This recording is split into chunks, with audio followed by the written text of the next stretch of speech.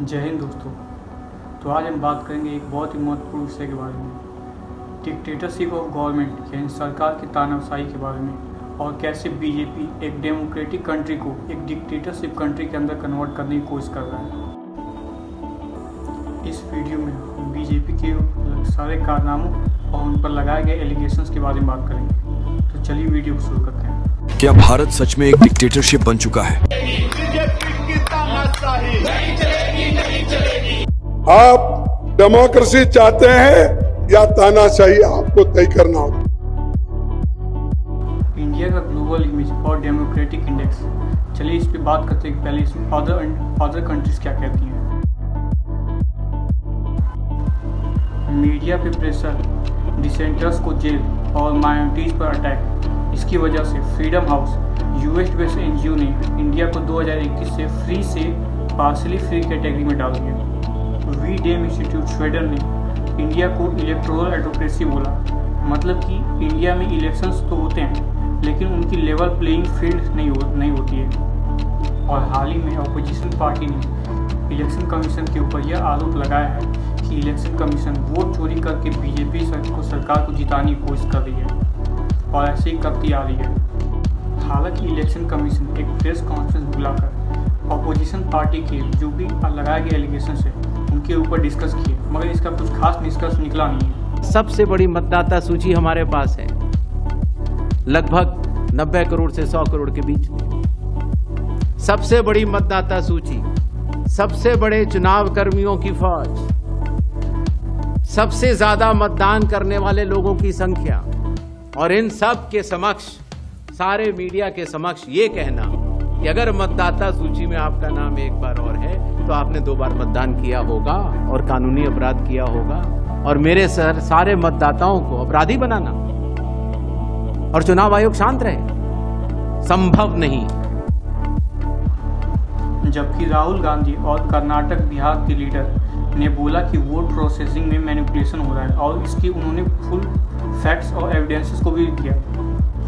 तो वहीं अमित शाह ने पार्लियामेंट में 113 कॉन्स्टिट्यूशन बिल को पास करने की मांग की है। तो चलिए जानते हैं कि अमित शाह का यह पास किया गया बिल आखिर कहता क्या है। अगर कोई भी सीएम, पीएम या सभासद का मेंबर या कोई भी नेता हो, अगर उसके ऊपर कोई आरोप लगाकर उसको 30 दिन तक जेल में बंद कर दिया गया तो 30 दिन के बाद वह सभासद का मेंबर हट जाएगा, यानी उसकी वह पद जो भी पोस्ट पे है वो उसका पोस्ट हट जाएगा और 5 साल तक वह कोई भी चुनाव नहीं लड़ सकता है। हालांकि ये बिल अभी पार्लियामेंट में पास नहीं हुआ है। 2016 में press freedom index India 133 rank पर था, जो कि 2023 में गिरकर 161 हो गया आउट ऑफ 180। मतलब कि फ्रीडम, मीडिया की फ्रीडम लगभग ही ख़त्म हो गई है इंडिया में। दोस्तों, आप गोदी मीडिया के नाम से तो वाकिफ़ ही होंगे।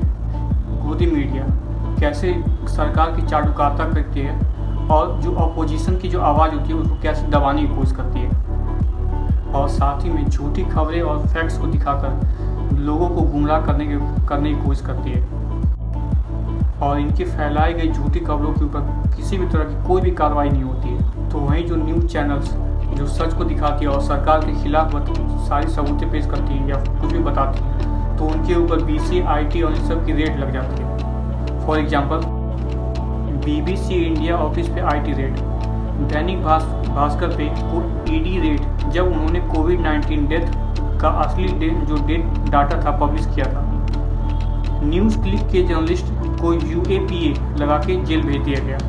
ये सब शो करता है कि जो भी न्यूज़ चैनल या सोशल मीडिया सरकार के खिलाफ बोलेगी उसके ऊपर केस या रेड लगा कर उसको धमकाया जाएगा या धमकाने की कोशिश की जाएगी। और हाल ही में एक न्यूज़ एंकर अविशाल शर्मा जो इस सरकार के खिलाफ, इस डिक्टेटरशिप के खिलाफ आवाज़ उठाते थे, उनके ऊपर केस भी कर दिया गया है। ED यानी कि enforcement directorate, CBI, IT depth, इनका इस्तेमाल पॉलिटिकल ओपोनेंट को हरास करने के लिए किया जा रहा है। उदाहरण के तौर पर दिल्ली के CM अरविंद केजरीवाल और उनकी पार्टी के लीडर पे ED और CBI की रेड लगाई गई। वेस्ट बंगाल के TMC लीडर, महाराष्ट्र के शिवसेना लीडर, सब पे ED और CBI की रेड लगाई गई। लेकिन वही बीजेपी के नेताओं के खिलाफ ऐसा कभी भी कोई भी एक्शन लेते हुए नहीं देखा गया है।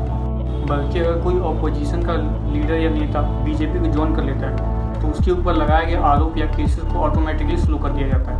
यह क्लियर डिक्टेटरशिप का सिग्नल है, जहां एजेंसीज और ईडी, सीबीआई इन सब का इस्तेमाल करके अपोजिशन पार्टीज को ख़त्म करने की कोशिश की जा रही है। HRW यानी ह्यूमन राइट्स वॉच और USCIR यानी US commission of international religious freedom की रिपोर्ट कहती है कि मुस्लिम और क्रिश्चियंस पर लगातार अटैक हो रहे हैं जब से बीजेपी की सरकार बनी है, और लाइसेंस केसेस भी बढ़े हैं। UAPA एंड सिडेशन यानी अनवेलफुल एक्टिविटीज प्रिवेंशन एक्ट, इस लॉ के अंडर में किसी को भी टेररिस्ट बोलकर बिना ट्रायल के जेल में डाला जा सकता है।